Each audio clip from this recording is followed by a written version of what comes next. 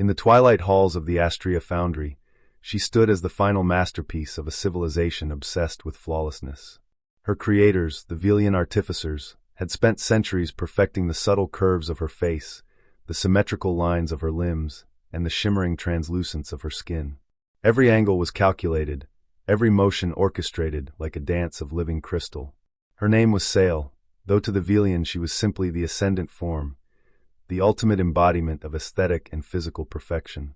For centuries, Sail had been displayed in the grand celestial gallery, a towering vault of mirrored walls and pale starlight. Visitors came from every corner of the Velian Empire to witness her, to kneel before the ideal they had long pursued. But they did not speak to her. They did not touch her.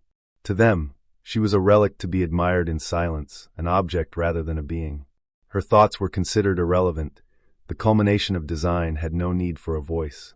What they didn't know, what they refused to believe, was that inside that flawless shell lived a mind, a soul crushed beneath endless expectation. Sail watched them day after day, their gazes cold and measuring.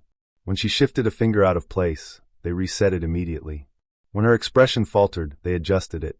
She was perfection incarnate, and thus never permitted to break. Then one night a human slipped through the halls. The Velian had long banned humans from their core worlds, seeing them as unpredictable, crude, and unworthy of contact. But this one, a scruffy explorer named Elias, with a crooked nose and laugh lines etched deep around his eyes, had snuck in anyway, drawn by rumors of a living statue. He did not move reverently. He stumbled, whistling softly, his boots echoing across the polished floor. When he came face to face with Sail, he froze. His eyes widened, but instead of awe, they softened with something else, wonder mixed with sadness. "Gods," he whispered, stepping closer. "You look so lonely." No one had ever said such words to her. Sail felt her lips tremble. The Velian guardians would have corrected her, scolded her, reset her stance. But Elias was alone. He tilted his head, studying her like a person, not an object. "Can you move?" he asked, gentle and unsure. Slowly, painfully, Sail nodded. Tiny cracks formed along her porcelain skin as she forced movement, fractures that would have sent her creators into shrieking horror. Elias's eyes didn't flinch. Instead he smiled, a real, wide, crooked human smile. "You're hurt," he said, reaching out a calloused hand. "But you're still here. That's beautiful." When his fingers brushed her forearm, Sail flinched at first. No one had touched her with warmth before. She expected disgust at the spiderweb of cracks and scars she had always been forced to hide. But Elias only traced them slowly, reverently. "They told you to be perfect, didn't they?" he murmured. "To never break, never change." Sail felt something inside her shatter, not her shell, but the deep prison of silence.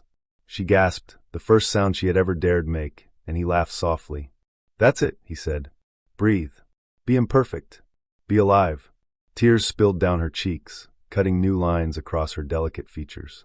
Each droplet carved more cracks, and she watched in terror as they spread. But Elias kept holding her, even as shards flaked from her shoulders and arms. "You're still beautiful," he said, voice low and warm. "All these scars, they're stories. Proof that you're real." Under his touch, Sail's posture shifted. No longer the rigid goddess on a pedestal, she folded forward, collapsing against his chest. Elias wrapped his arms around her, holding her pieces together as she sobbed, her voice echoing through the empty gallery like music long denied.